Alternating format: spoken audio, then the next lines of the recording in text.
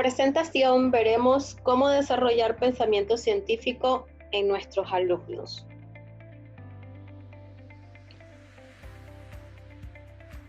Para iniciar es importante partir recordando que la curiosidad de los niños es infinita y desde que nacen empiezan a sentir interés por todo lo que los rodea.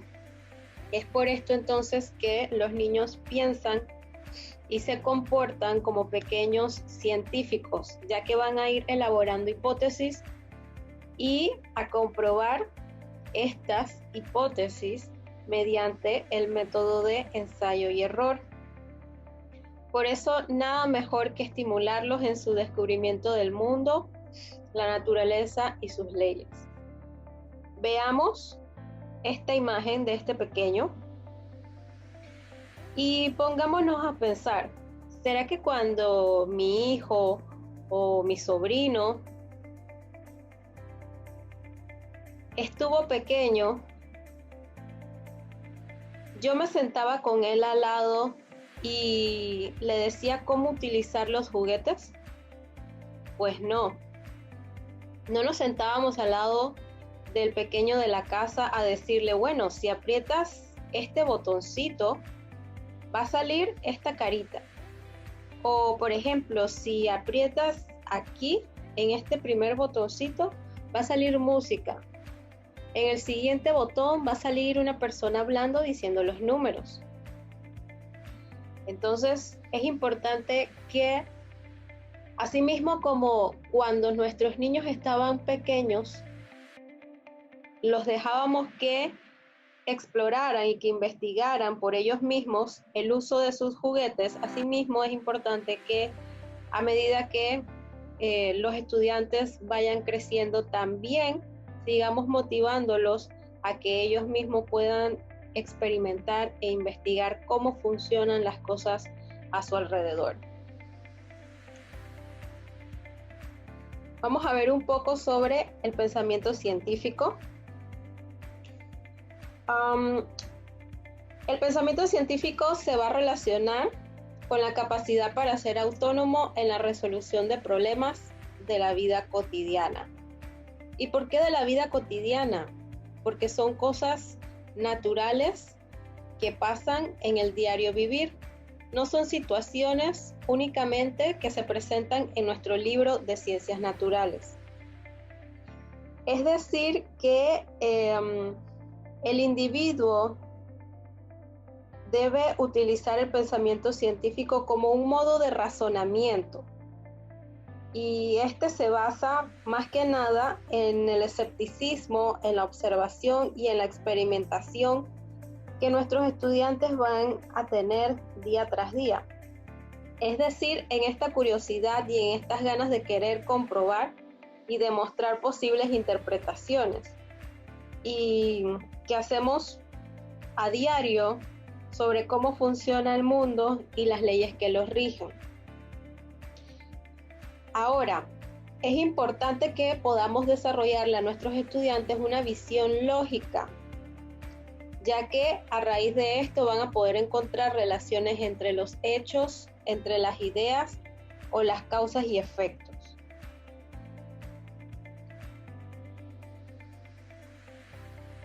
Es importante que le planteemos cuestionamientos tales como este.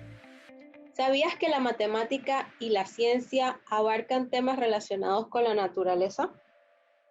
Hay que llevar a los estudiantes a que puedan descubrir por ellos mismos que las matemáticas y las ciencias están estrechamente relacionadas. Son dos asignaturas muy importantes y que están relacionadas con la naturaleza mediante el estudio de números y de geometría, como por ejemplo en la hexagonomanía.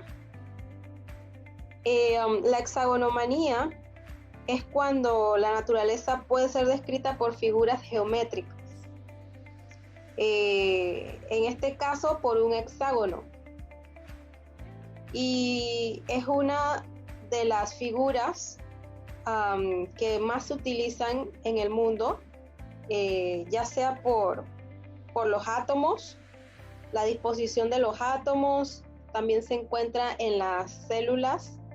Lo podemos observar también en los caparazones de las tortugas. Y en este caso, tal y como les muestro en esta imagen, es utilizado el hexágono en los panales de abejas. Vamos a ver por qué las abejas lo utilizan en sus panales. En virtud de cierta intuición geométrica, estos animales saben que el hexágono es mayor que el cuadrado y que el triángulo, y que podrá contener más miel con el mismo gasto de material. Entonces, vemos cómo nuestros estudiantes, al hacer sus observaciones, van a poder relacionar asignaturas muy importantes como estas: las matemáticas y las ciencias. Continuemos viendo otros ejemplos. En cada uno de estos ejemplos podemos observar lo maravilloso que es la simetría. Y en la naturaleza se llama o se conoce como la divina proporción. Tenemos el ejemplo de las flores, ya que los pétalos en su mayoría tienen una simetría. También los colores de las flores muchas veces tienen patrones o una secuencia para los colores que presentan. Vemos también el ejemplo del caparazón de este caracol. También guarda una increíble simetría. Los cristales de minerales e incluso nuestra galaxia también cuenta con una simetría. Y entonces a esta simetría se le conoce como la divina proporción. También se le conoce con el número áureo, con el nombre de número áureo o número de oro. ¿Y por qué número áureo o número de oro? Porque es un número muy recurrente en algunos patrones de la naturaleza y no podemos creer que sea un capricho o una casualidad, sino que es un patrón. Vemos este patrón del número áureo en estos dos ejemplos de estas mariposas, ya que se trata de un patrón genético de esta especie que le otorga este número a sus alas. Y si vamos ahora con el ejemplo de la telaraña, las arañas pueden sentir el impacto del forcejeo de cualquier presa cuando cae dentro de su telaraña por las vibraciones transmitidas a través de estos hilos. Estas telas contienen filamentos que son curvos, tal y como lo podemos ver, tal y como lo vemos en la imagen. Están suspendidos para poder atrapar a los distintos animales, y de este modo se reduce el riesgo de que la telaraña se vaya a rasgar al atrapar los insectos que pues tienen un mayor tamaño, un mayor peso. Pues el filamento curvo, este filamento curvo, se expandirá en el momento del impacto, absorbiendo la tensión que desencadena la caída del animal, del insecto o animal que atrapen. Entonces vemos cómo la matemática y la geometría están estrechamente relacionadas y podemos abordar estos cuestionamientos en nuestras clases de ciencias naturales. Continuamos ahora viendo lo que son las estrategias educativas. Las estrategias aplicadas durante los procesos de una clase de ciencias naturales deben estar encaminadas a desarrollar la formación de un pensamiento científico y creativo. ¿Por qué? Porque el pensamiento científico no solo es positivo en el ámbito escolar, sino que también pues nos ofrece múltiples ventajas en lo que es la vida diaria y en la formación del niño como persona. Ahora, para que los estudiantes puedan llegar a comprender las circunstancias que les rodean y logren adquirir las habilidades, deben ser capaces de enfrentar nuevas situaciones y problemas, dando respuestas de manera constructiva. Pero solo van a poder ser capaces de enfrentar estas situaciones y problemas si ellos continúan con esa motivación con la que nacen desde pequeños, esa curiosidad, ¿sí? Tal y como la foto que les mostré desde un inicio, la curiosidad del bebé con la cámara de juguete, ¿sí? Entonces, si no les cortamos esa curiosidad, ellos van a poder ser capaces de enfrentar problemas diarios.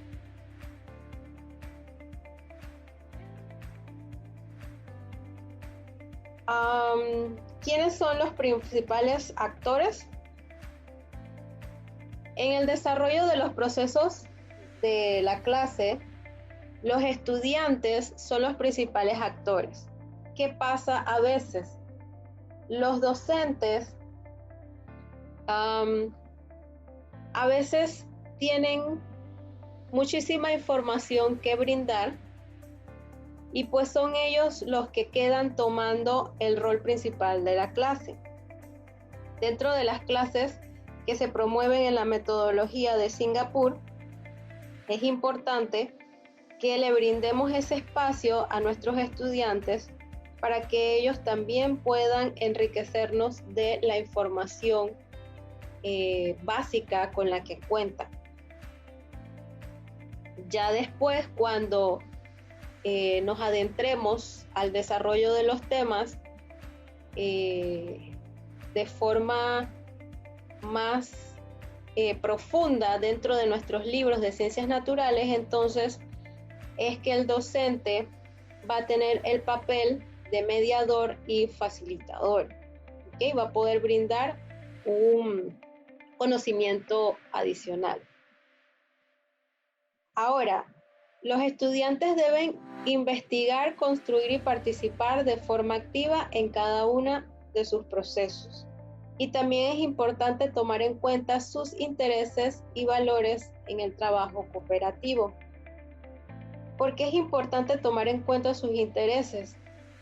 Porque muchas veces solo le presentamos un currículum o una dosificación que debemos cumplir y nunca nos ponemos a pensar si habrá algún tema en específico que sea de mayor interés que ellos quieran investigar.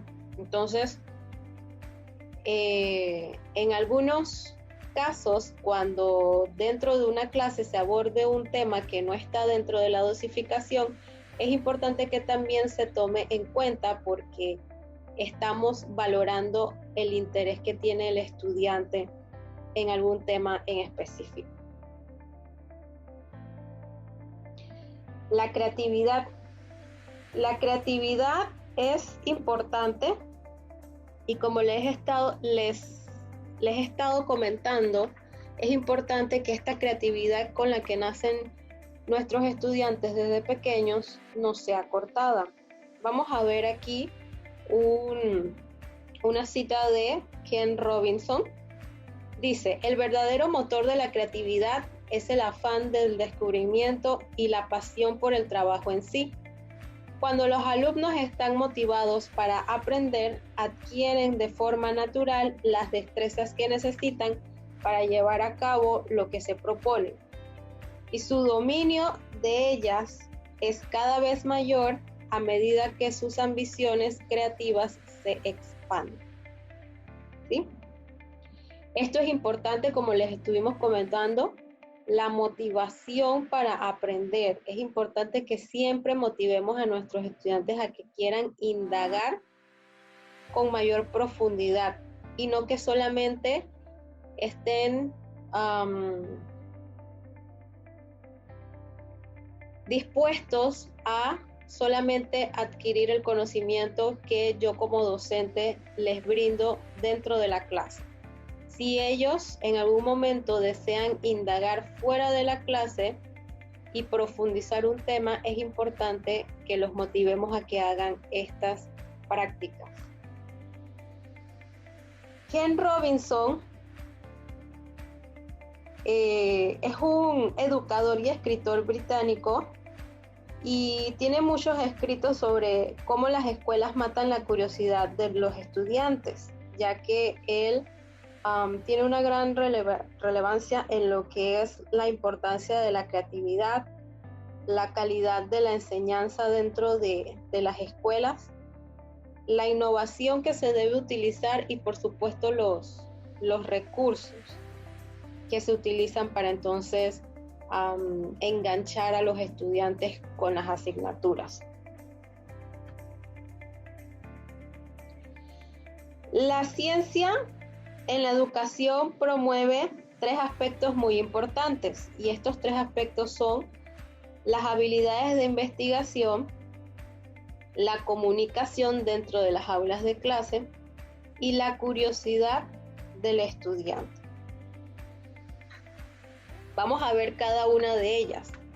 Dentro de las habilidades de investigación es importante que nuestro estudiante pueda leer, escuchar, observar mediante los experimentos, elegir algunos temas que sean de su interés y no solamente los temas que el docente siempre me indica como estudiante. Y muy importante, preguntar. Si yo no pregunto, no voy a poder desarrollar habilidades de investigación. Y esto es un espacio que también le debemos permitir a nuestros estudiantes. Dentro de las habilidades de investigación también es importante que nuestro estudiante, una vez que haya adquirido conocimiento dentro de la clase, pueda ser capaz de hacer resúmenes. Es importante que él pueda resumir lo que aprendió, que lo pueda organizar, como por ejemplo mediante este esquema, que es sobre la estructura molecular del agua. Es importante que él pueda organizar, reflexionar y presentar. Por ejemplo, si un estudiante ya en el tema de la estructura molecular del agua ya se ha leído unas 10 páginas, por ejemplo, del libro, es importante que él me pueda transmitir toda la información que aprendió mediante un resumen o, como en este caso, un esquema, que él pueda ser capaz de poder explicar, por ejemplo, que el agua es una sustancia cuya molécula está compuesta por 2 átomos de hidrógeno y 1 de oxígeno, que está unida por enlaces covalentes y que en este caso son simples, que tiene una región electromagnética negativa, que sería el oxígeno, y otra electropositiva, que serían los dos átomos de hidrógeno. Cómo se puede unir con otros compuestos químicos, ¿sí?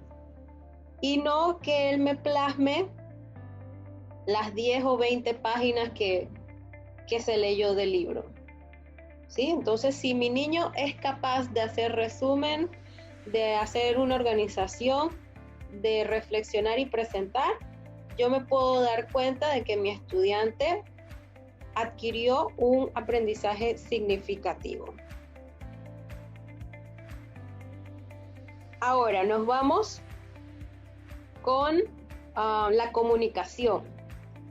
La comunicación, en nuestra condición de seres sociales, pues las personas necesitamos comunicarnos. Y la comunicación nos va a permitir intercambiar ideas y enriquecer nuestras propias experiencias. Es importante que en la comunicación hagamos énfasis en el uso de palabras para poder articular y cristalizar nuestro pensamiento. Es importante que como docentes motivemos el desarrollo del vocabulario científico, porque si no, cuando llegamos al nivel de secundaria nos va a costar mucho más utilizar estas palabras científicas. Y es importante también reflexionar sobre lo que entendimos, tal y como les estuve comentando en la diapositiva anterior. Ahora, la comunicación se va a poder desarrollar dentro de nuestras aulas de clases mediante los trabajos en grupo. Si les permitimos trabajar más con sus compañeros en vez de trabajar de forma individual. También vamos a promover la comunicación mediante discusiones en clases, ejercicios de escritura y presentaciones. Sí, es importante que mi estudiante no siempre desarrolle pruebas sumativas de, por ejemplo, llenar espacio, porque eso puede ser un aprendizaje memorístico. Mediante una presentación, mi estudiante puede interpretar mediante sus palabras, mediante sus propias palabras. ¿Okay? Ahora, como tercer punto tenemos la curiosidad. Y la curiosidad viene dada en niños como parte de su instinto natural. Los pequeños se interesan por todo y desean aprender, experimentar y quieren conocerlo todo, como ya hemos comentado. Su ansia les hace absorber toda la información, aprendiendo a una velocidad sorprendente. Pero es importante que sepamos que siempre asimilan poco a poco el funcionamiento del mundo que les rodea de una forma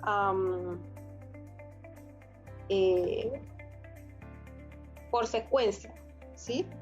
Poco a poco, no todo lo van a adquirir de una vez. Entonces, como docentes debemos tener esta calma y ser pacientes. ¿Sí?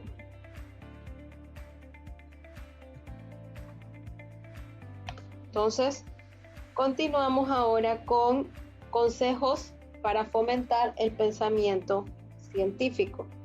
Y aquí tenemos 5 consejos muy importantes que vamos a compartir.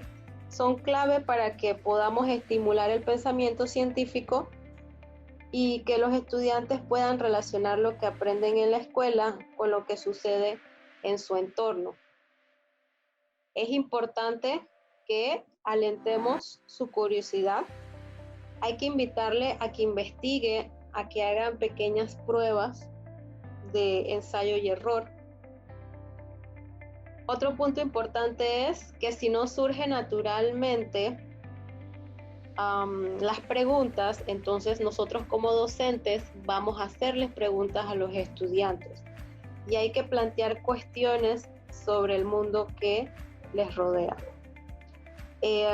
Otro punto importante es dirigir sutilmente su aprendizaje.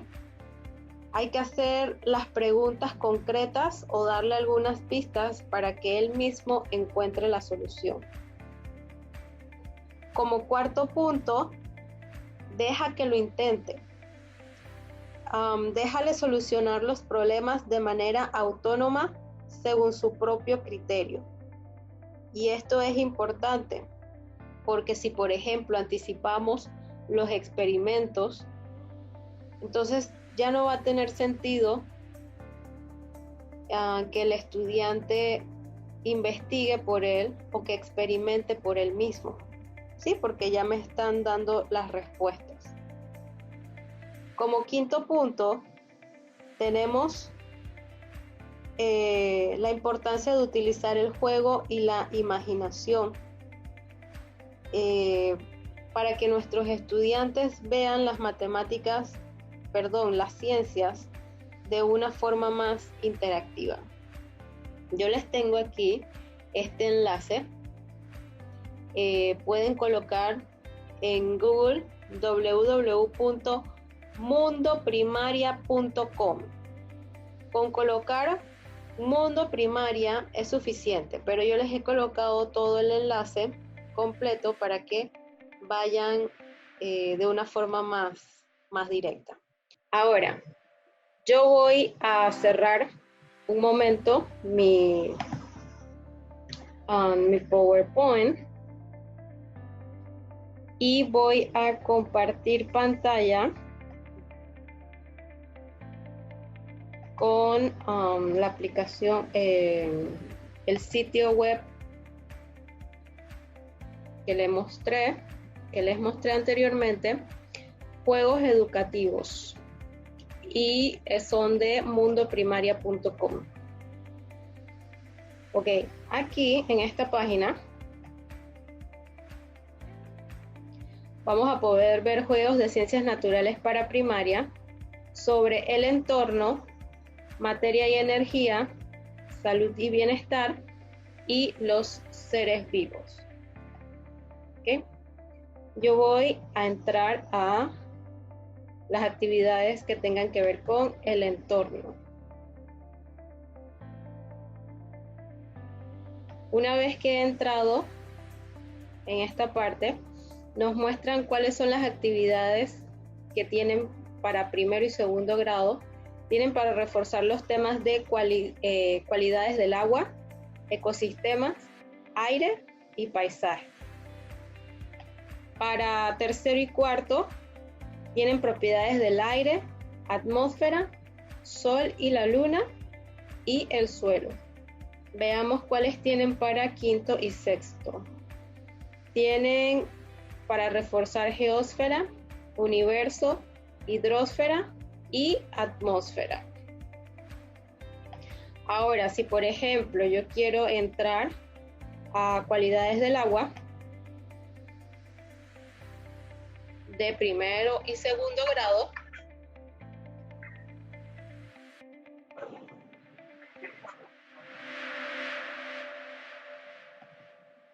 ok, como vieron, salió una publicidad. Esto se debe a que es una página gratis, por ende van a salir muchas publicidades. Solamente le dan a Skip Up, que fue donde yo presioné hace un momento para saltarme esa publicidad. Entonces vamos a ver que con este juego le van a poder colocar o quitar el sonido, van a poder agregar más juegos o se van a poder ir al inicio del juego, o sea, reiniciarlo. Entonces aquí en esta esquina vamos a ver lo que es el puntaje, cuántos aciertos del total han obtenido. ¿Ok? Entonces nos vamos arriba a la indicación, dice relaciona cada palabra con el estado del agua que corresponde. Arrastra la palabra correcta debajo del dibujo. Lo que vamos a hacer es a darle un tiempo a nuestros estudiantes y hacerle las preguntas debidamente. Por ejemplo, sólido, ¿con cuál de las tres imágenes iría? ¿Sí? Esperamos a que nuestros estudiantes nos contesten y luego entonces arrastramos a donde ellos nos digan. La nieve, ok. Entonces vapor, ¿a dónde iría? Con el plato de sopa, por decir algo. Y la líquida, en el vaso de agua. ¿Sí? Como es correcta, entonces pasamos a la número 2. En la número 2 nos dicen que hay que hacer clic sobre la frase falsa y vamos a poner en práctica el sentido del olfato. Vamos a ver la frase que es falsa. Dice, el agua tiene olor a tierra mojada o el agua no tiene olor. La frase falsa es, el agua tiene olor a tierra mojada. Ok, correcto. Vamos a ver cuál es la que sigue. Dice, ¿en qué imágenes hay agua? Arrástralas al cuadrado. Y les vamos a ir preguntando cuáles son las imágenes que ellos creen que tienen que ver con agua. ¿Será que esta linterna ¿Será que esto tiene agua? No. ¿Será que esto de acá tiene agua? No. Ah, los cubos de hielo, ¿será que tienen agua? Sí. Ok, entonces los vamos arrastrando todos y cada uno de los objetos que están compuestos por el agua. La que sigue dice, completa la frase, arrastra la palabra correcta sobre la línea. El agua de los ríos y lagos es dulce. Hay que colocarla muy bien sobre la raya porque si no entonces te devuelve. Haz clic sobre la frase verdadera y vamos a utilizar el sentido del gusto. Dice que el agua tiene sabor dulce, entre paréntesis azúcar, o el agua no tiene sabor. En efecto, el agua no tiene sabor.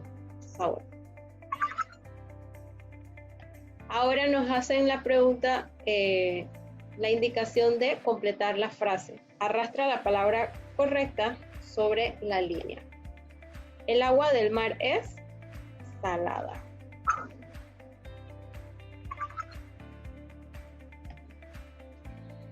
Relaciona cada palabra con su imagen. Arrastra la palabra correcta debajo del dibujo. Como esta es la imagen con mayor cantidad de agua, entonces va a ser ¿qué? Claro que sí, el mar. Luego viene el río y por último este le correspondería al lago. Vamos a ver. La que sigue dice, completa las frases. El agua se convierte en hielo cuando hace mucho frío y en vapor cuando hace mucho calor. Haz clic sobre la frase verdadera y vamos a usar el sentido de la vista. ¿El agua tiene color azul o el agua no tiene color azul? La verdadera sería el agua no tiene color.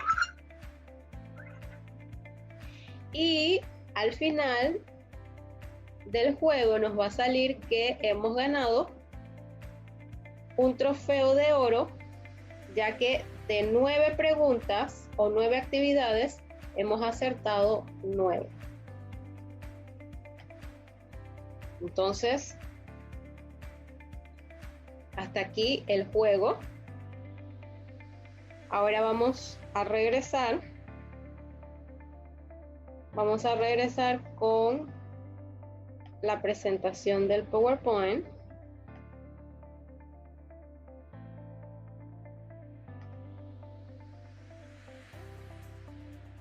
Y vamos a ver las ventajas de adquirir un pensamiento científico. El estudiante va a poder mejorar su capacidad de razonamiento y su habilidad para pasar de nociones básicas a complejas. Va a poder aprender a resolver problemas en situaciones reales. ¿Por qué? Porque tal y como les acabo de decir, lo vamos a trasladar o a llevar a una situación cotidiana. Lo vamos a sacar de los libros. El estudiante va a poder practicar la construcción de su propio aprendizaje, ya que el docente ya no se lo va a dar todo, sino que le va a permitir que él también aporte dentro de las clases. El estudiante va a poder ejercitar su capacidad deductiva y aprender a crear estrategias y soluciones propias. También va a poder mejorar su relación con el entorno físico y su percepción de los espacios, por ejemplo, de las formas, de las partes y del todo. Vamos a ver por qué es importante fomentar el pensamiento científico en clase. Para poder expresar ideas de manera comprensible, para poder predecir lo que puede ocurrir, formular hipótesis. Hoy en día a los estudiantes les cuesta mucho generar hipótesis de diferentes situaciones y cuestionamientos. Por eso, porque su curiosidad y su imaginación día tras día está siendo cortada. Es importante también aprender a comprobar. También es importante porque van a poder argumentar, buscar explicaciones a problemas para tratar de entender por qué ocurren. Gracias al pensamiento científico también van a poder comparar situaciones, escuchar y analizar opiniones distintas, poner en duda la información que reciben.